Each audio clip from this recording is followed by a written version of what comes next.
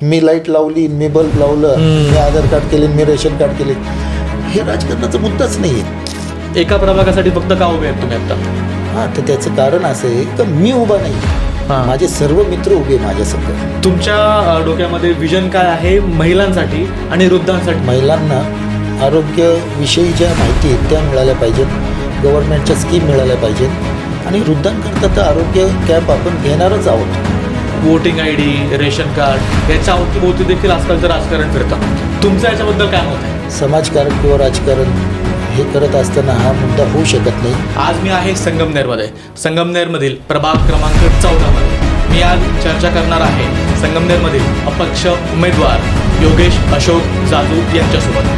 त्यांनी आत्तापर्यंत राजकारणामध्ये काय काय कामं केलेली आहेत, प्रभाग क्रमांक 14 मध्ये आजच्या घडीचे लोकांचे प्रश्न काय आहेत आणि त्या प्रश्नांवरती त्यांच्याकडे काय सोल्युशन्स आहेत, काय उपाय आहेत, या गोष्टींवरती आपण आज त्यांच्यासोबत चर्चा करणार आहोत.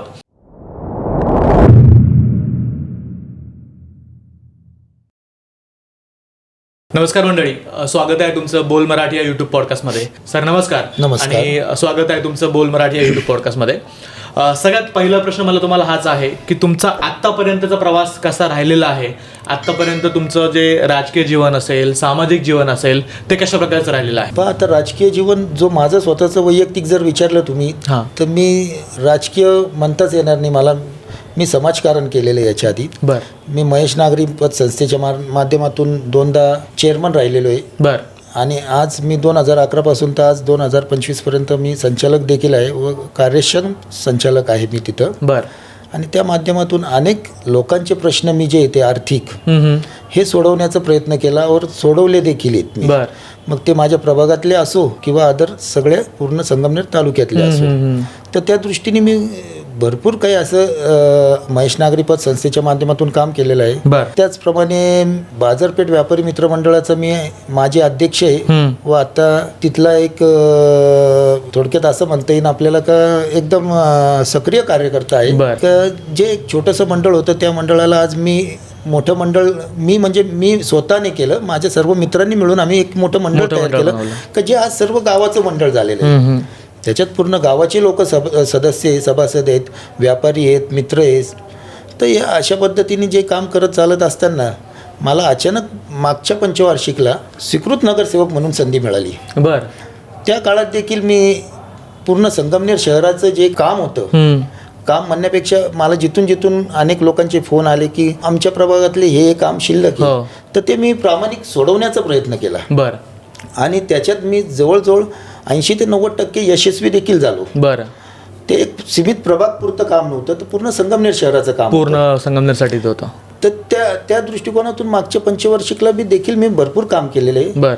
परंतु ते भरपूर काम करत असताना मी काही त्याचा असं बडेजावपणा केला नाही किंवा त्याचे कुठं फोटोग्राफ काढले कुठं पाठवले असे काही कामं केले नाही मी. फक्त मी माझं एकच काम होतं का मी राजकारण सोडून समाजकारण करायचं व सामाजिक काम करत असताना सामाजिक बांधिलकी जपावी या दृष्टीने फक्त काम करत गेलो. आणि ह्या पद्धतीने माझ्या 2 पिढ्यांचं जे राजकारण आहे समजा, तर त्या लोकांनी राजकारण केलं. राजकारण केलं म्हणजे राजकारणात सक्रिय होते. समजा माझे मोठे बंधू होते, ते 2 टर्म नगरसेवक होते. त्याच्यानंतर 2 टर्ममध्ये समजा 2दा उपनगराध्यक्ष देखील झाले. आणि त्यांच्या काम करत असताना त्यांच्या संघ मी खांद्याला खांदा लावून काम केलं. सो तुम्ही त्यांना पाहिलंय काम करताना? हो, त्यांना पाहिलं आहे आणि त्यांचं बॅक ऑफिस बऱ्यापैकी मी सांभाळलेलं आहे त्या काळात. मला आता याला जोडूनच एक प्रश्न विचारायचा आहे. तुम्ही म्हटलात की तुम्ही मागच्या टर्ममध्ये स्वीकृत नगरसेवक होतात, त्यावेळेस तुम्ही पूर्ण संगमनेर शहराचे नगरसेवक होतात. तो काही एखाद्या प्रभागासाठी किंवा एखाद्या वॉर्डसाठी नव्हते. आता तुम्ही एका प्रभागापुरते का मर्यादित राहतायत? एका प्रभागासाठी फक्त का उभे आहेत तुम्ही आता? हां, तर त्याचं कारण असं आहे की मी उभा नाही आहे, माझे सर्व मित्र उभे माझ्या संघ. माझ्या वॉर्डमधले प्रत्येक एक कार्यकर्ता उभा आहे माझ्या संघ. आणि त्या लोकांची इच्छा होती का तू गावातलं काम केलंय, आता एक प्रभागात येऊन काम कर, जेणेकरून त्या प्रभागातली जे काही प्रारंभिक प्रश्न होते ते तुझ्या माध्यमातून सोडवले जाऊ शकतात. तर त्या दृष्टीने माझ्या सर्व मित्रांची एक हाक होती का आमच्या वतीने तू उभा राहा आणि तू काम करतोय हे आम्ही पाहिलेले मागच्या पंचवार्षिकला. तर त्या दृष्टीने तू आज वॉर्डमधलं काम कर. आणि वॉर्डमधलं काम करत असताना तो वॉर्ड पुढच्या पंचवार्षिकला ह्या दिशेला नेऊन ठेवायचा आहे का आपल्याला वॉर्डमधील खूप काही असे बदल करता येतील. त्या दृष्टीने मित्रांनी सांगितलेली संधी आणि त्यांनी दिलेली उमेदवारी हीच माझ्याकरता अपक्ष म्हणून उभं राहण्याची तयारी दाखवतोय. आता मला सांगा, तुम्ही म्हटलात की खूप सारे काम आपल्याला इथं करायचे आहेत. मला काही मेजर समस्या सांगाल का या प्रभागामध्ये? काय काय चॅलेंजेस, काय काय प्रॉब्लेम्स आज लोकांना इथे प्रभाग क्रमांक 14 मध्ये फेस होत आहेत? प्रभाग क्रमांक 14 मध्ये सर्वात मोठा प्रॉब्लेम स्वच्छतागृह जे म्हणतो आपण, टॉयलेटची खूप मोठी समस्या आहे. आता माझ्या कॅप्टन लक्ष्मी चौकात आहे जे टॉयलेट आहे ते बऱ्याच वेळा स्वच्छ नसतं. त्यावेळेस मी कॉपमध्ये असताना मी ते सगळं लक्ष दिलं होतं त्याच्यावरती. परंतु तिथं आपल्याला टॉयलेट करायचं आहे जेणेकरून महिलांकरता आणि पुरुषांकरता एक स्वच्छ टॉयलेट. परदेशपुरा भाग असेल, परदेशपुरामध्ये बी टॉयलेटची समस्या खूप मोठी आहे. स्वच्छता नाही तिथं. त्याला व्यवस्थितपणाने जे आपण म्हणतो स्वच्छता पाहिजे नगरपालिकेकडनं ते त्यांचा प्रयत्न करतात. त्याच्यात आपण अजून उत्कृष्ट काय करू शकतो तो प्रयत्न राहणार आहे. सो टॉयलेट तुमचा एक टॉयलेट एक आहे. त्याच्यानंतर कचऱ्याचा खूप मोठा मुद्दा आहे. आमचं माधव टॉकीज जे जुनं माधव टॉकीज म्हणून आहे तिथं बऱ्याच प्रमाणात कचरा असतो. परदेशपुराला जे आपण चंद्रशेखर चौकातून वरती जातो त्या भागात पण कचरा बऱ्या प्रमाणात असतो. कारण तो नदीला जाणारा एक मार्ग आहे जो मिरवणूक मार्ग म्हणून आपण सांगतो. गणपती मंडळाची मिरवणूक तिथून जातात बऱ्याचशा विसर्जन करता. तो एक खूप मोठा प्रश्न आहे कचऱ्याचा तिथं. आणि त्या भागात सतत स्लोप उतार असल्या कारणाने तिथं बऱ्याच वेळा पाणी साचतं आणि कायम ओलावा असतो त्या रोडला. तर त्या पाण्याकरता आपल्याला त्या गोष्टीवरती मी अभ्यास आजही चालू आहे माझा का ते पाण्याची एक ब्ल्यू प्रिंट तयार करावी आणि जो पाणी ओव्हरफ्लो होतोय तो पाणी आपल्याला त्याचा उपयोग काय करता येईल आणि तो ओव्हरफ्लो न होता त्याच्यातून आपल्याला काय समजा झाडं किंवा काही असं प्लांटेशन करता येईल ते पाण्याचं. तर तो प्रयत्न माझा राहणार आहे. अजून एक त्या प्रभागातली समस्या अशी आहे का चंद्रशेखर चौकात जी MSCBची DP आहे त्याचं लोड डिवाइड करायचं आहे. अनेक वेळा ती DP छोटी पडते. ती खूप जुनी DP आहे आणि ती DP छोटी पडत असल्या कारणाने तिथल्या बऱ्याच समस्या अशा आहेत का त्या लोकांच्या का तिथे लाईट जाते येते. तर तो लोड डिवाईड केल्यानंतर त्या लाईटीचं जाण्याचं प्रमाण कमी होईल. तसंच परदेशपुरात देखील ते DPचा प्रॉब्लेम आहे तो देखील आपल्याला सॉल्व्ह करायचा आहे. बरोबर. म्हणजे तुम्ही जे मेन मुद्दे सांगितले माझ्या जे लक्षात आलंय जे समस्या त्या आहेत त्याच्यामध्ये आहे तुमचं टॉयलेट, रस्त्यामध्ये जे ओव्हरफ्लो होतं पाण्याचं, त्याच्यानंतर DP लाईटची समस्या आहे. याच्या व्यतिरिक्त अजून काही? याच्या व्यतिरिक्त मला जे लहान मुलं आहेत ठीक आहे इलेक्शनमध्ये जे प्रत्येक उमेदवार तुम्हाला वृद्धांबद्दल बोलतील किंवा महिलांबद्दल बोलतील पण मला लहान मुलांकरता त्या वॉर्डमध्ये असं एक सुंदर बगीचा जेणेकरून त्याची तयारी आपण पाहतोय का आता ती जागा शोधण्यापासून तयारी त्याची. तो सुंदर एक बगीचा त्यांच्याकरता एज्युकेशनल काहीतरी आपण एक चांगली गोष्ट केली पाहिजे जेणेकरून का त्या मुलांना त्याचा फायदा होईल. बरोबर. आणि ते फायदा होत असताना येणारी पिढी ती त्या पद्धतीने सुशिक्षित आणि एक चांगल्या दिशेने जाईल. तर हे प्रयत्न राहील आणि त्या कामावरती आपलं वर्कआउट चालू आहे समजा. आणि म्हणजे लहान मुलांना डोळ्यासमोर ठेवून तुम्ही काहीतरी असं विरंगुळा केंद्र किंवा मैदान वगैरे बनवण्याचा विचार करा. मैदान तर नाही म्हणता येणार पण एक एज्युकेशनल आपल्याला स्क्रीन लावणे किंवा त्या गार्डनमध्ये आता प्रत्येक जण ते गार्डन बनवतं. गार्डन प्लांटेशन असतात सगळ्या गोष्टी असतात पण त्याच्यात पण आपल्याला स्क्रीन लावायची का त्याच्यात सुंदर असे पक्ष्यांचे आवाज येतील, त्या पक्ष्यांचे नाव येतील, पक्ष्यांचं माहिती मिळेल त्या मुलांना. म्हणजे खेळता खेळता त्याला काहीतरी शिकता पण येईल. अशा पद्धतीने आपलं एक विजन आहे. आता ते आपण येत्या 5 वर्षात ते पूर्ण करायचा प्रयत्नच करू. नक्कीच. तुम्ही आता लहान मुलांसाठी सांगितलं की तुम्हाला या गोष्टी करायच्यात. तुमच्या डोक्यामध्ये विजन काय आहे महिलांसाठी आणि वृद्धांसाठी? मला याबाबत देखील जाणून घ्यायचं आहे. आपण महिलांकरता सर्वप्रथम भयमुक्त प्रभाग तयार करायचा आहे आपल्याला. त्याच्यात महिलांना आरोग्यविषयी ज्या माहिती आहेत त्या मिळाल्या पाहिजे, गव्हर्नमेंटच्या स्कीम मिळाल्या पाहिजे आणि वृद्धांकरता तर आरोग्य कॅम्प आपण घेणारच आहोत. आणि हे दर 2-3 महिन्यांनी घेणार आहोत जेणेकरून त्या कॅम्पनुसार वृद्धांना ती त्या गोष्टीची त्यांच्या हेल्थविषयी ही माहिती मिळाली पाहिजे का आपण नेमकं कोणत्या पोझिशनला आहोत. तर ह्याकरता आपण 100% प्रयत्न करणार आहोत. पेक्षा मी करणारच आहेत ते कॅम्प. ओके, आता मला सांगा की खूप वेळेस असं होतं ना, प्रभागामध्ये नागरिकांच्या समस्या असतात, छोट्या मोठ्या समस्या असतात, पण प्रत्येक वेळेसच तो व्यक्ती नगरसेवकापर्यंत किंवा नगर परिषदेपर्यंत येत नाही. कामामध्ये बिझी असतो, जॉबसाठी बाहेर गावी जावं लागतं, खूप साऱ्या अडचणी माणसाला असतात. मग त्यावेळेस त्या लोकांनी तुमच्यापर्यंत कसं पोहोचायचं? लवकरच मी एक ॲप लॉन्च करतोय. बरं. ज्या ॲपमध्ये तुम्हाला तुमच्या सर्व समस्या काहीही टाकल्या तुम्ही, तर त्याच्यावरती माझी एक टीम आहे, जी माझी बॅक ऑफिसची टीम आहे, ती त्याच्यात सक्रिय राहणार आहे. ॲप्लिकेशन काय असणार थोडंसं मला सांगाल का? ॲप्लिकेशनमध्ये थोडक्यात जर आपण त्याच्यात आरोग्यविषयी माहिती आहे त्यांना, किंवा पेन्शन प्लॅन जर कोणाचा असेल तर पेन्शन प्लॅन विषयी माहिती, त्याच्यामध्ये तुम्हाला नगरपालिकेसंदर्भातचे जे काही प्रश्न असतील त्याची माहिती तुम्हाला मिळेल. त्याच्यावरती तुम्ही 1 क्लिकवरती आमच्या बॅक टीमशी तुम्ही कनेक्ट होऊ शकता आणि ते तुमचं काम साधारण 1-2 दिवसात करतील ते काम.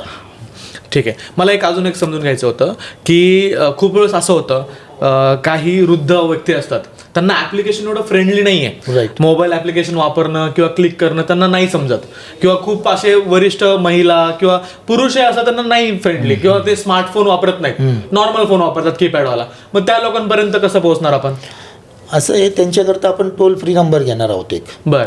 जस्ट आता मोबाईल तर सर्वांकडेच आहे. हो, ते तर आहे. वृद्ध आहे, महिला आहे, यंग मुलं आहेत, त्यांच्याजवळ आहेत, तर टोल फ्री नंबरवरती देखील ते त्यांची समस्या मांडू शकतात. बरोबर. आणि त्या पद्धतीने आमची बॅक ऑफिसची टीम ही काम इमिजिएट चालू करणार. ओके, म्हणजे तुम्हाला टीमवर, तुमच्या टीमला एखाद्याचा कॉल येईल, तो जे प्रश्न समस्या मांडेल, आणि तुमचा जो काही एक्सपर्ट असेल, तुमचा जो काही बॅकएंडमध्ये माणूस असेल बसलेला, तो इमिजिएटली त्या समस्येवरती, प्रश्नावरती ऍक्शन घेईल. छान. तुमचं विजन तर खूप छान. हे ऍप्लिकेशनचा मुद्दा मला खूप युनिक वाटला. मला अजून एक थोडंसं चर्चा करायची होती तुमच्यासोबत. मी आता बाहेर जेव्हा नागरिकांसोबत जेव्हा चर्चा केली, तेव्हा माझ्या लक्षात आलं की जे काही या प्रभागातले बाकीचे जे काही उमेदवार आहेत, ते आता रस्त्यावरती बल्ब लावतायत, आत्ता त्यांना कुठे जाग आली आहे की या सगळ्या गोष्टी करतायत. तुमचं या सगळ्या गोष्टीवरती काय मत आहे? तर कोण बल्ब लावतंय किंवा कोण काय करते ते मला तर माहीत नाही आहे त्या विषयावरती. त्याच्यात विषय असा आहे का बल्ब लावणं आणि राजकारण डोळ्यापुढं ठेवून काम करणं, ह्या 2 वेगवेगळ्या गोष्टी आहे. बरोबर. आणि बल्ब लावून राजकारण होत नसतं. कारण मी जनसामान्यामधला माणूस आहे, मी रेग्युलर टचमधला माणूस आहे, मी स्थानिक माणूस आहे तिथला, आणि मी स्थानिक असल्याकारणाने मी रोजच्या संपर्कात आहे. माझा व्यवसायही गॅस एजन्सीचा आहे. बरं. जे गेले 70 वर्षापासून मी चालतोय, 3री पिढी काम करते, आणि माझे रोजचे संबंध आहे. मला एक वाटतं का बल्ब लावून जर राजकारण होत असेल तर हे फक्त मला नगरसेवक होण्याकरता मी केलेलं फक्त हा एक प्रयत्न आहे का बल्ब लावणे किंवा हे करणे. फक्त हे डोळ्यापुढे त्यांनी फक्त एक राजकारण, आणि मी राजकारण करत नाही, मी समाजकारण करतोय. बरोबर. लाईटचा विषय तर झालाच, लोक रस्त्यावरती लाईट लावतायत, ती तर वेगळी बाजू झाली.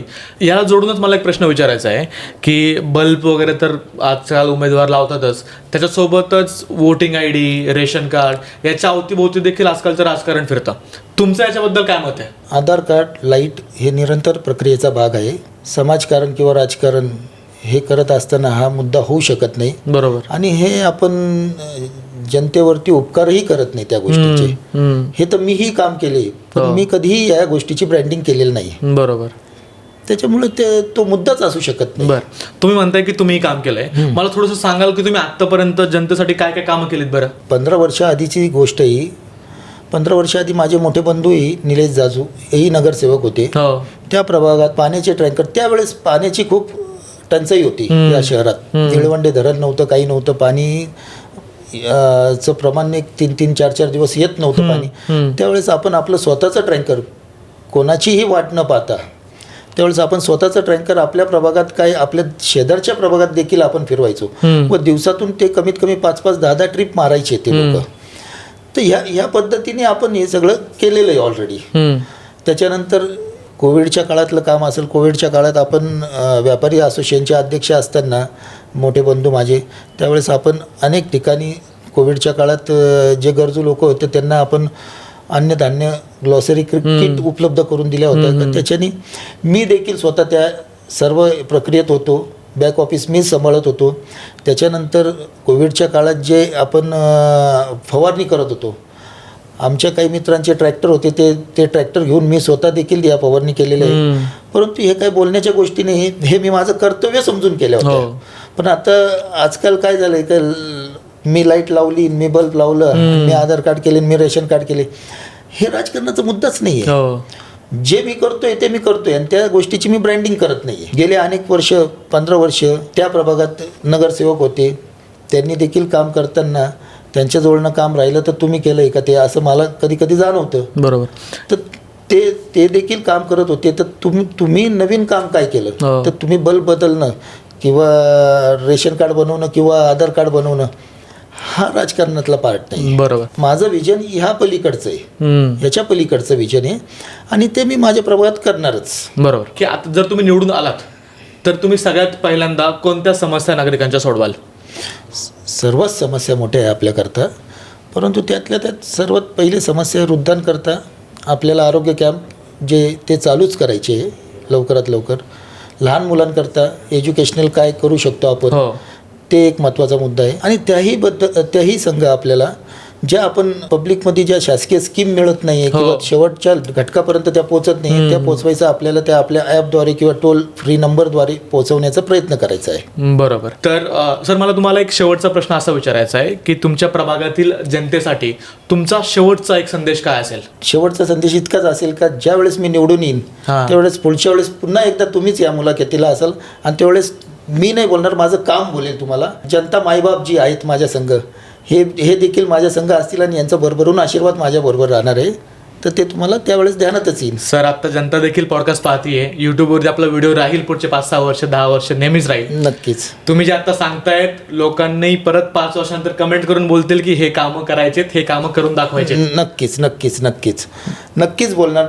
आणि एकदा संधी दिल्यानंतर माझं काम बोलणार हे मी तुम्हाला 100% छाती ठोकपणे सांगतोय का हे माझं कामच बोलेल तुम्हाला. धन्यवाद सर, तुम्ही आज बोल मराठीला टाइम दिल्याबद्दल. मी आजकाल खूप साऱ्या पॉलिटिशियन्ससोबत, नेत्यांसोबत, उमेदवारांसोबत बोलतो आणि तुमचं जे विजन आहे खूप वेगळं आहे. म्हणजे आजकाल लोक रस्त्यावरती किंवा हे जे मूलभूत प्रश्न असतात, रस्ता, पाणी, स्वच्छता, आरोग्य, वृद्धांसाठी, यावरती खूप कमी लोक बोलताना दिसतात आणि तुमचं हे विजन खरंच इतरांपेक्षा वेगळं आहे. पाहूया पुढच्या 5 वर्षामध्ये तुम्ही कामं काय करतायत. तुम्ही इथेच आहात, मीही इथेच आहे आणि इथली जनता देखील इथेच आहे. धन्यवाद. धन्यवाद.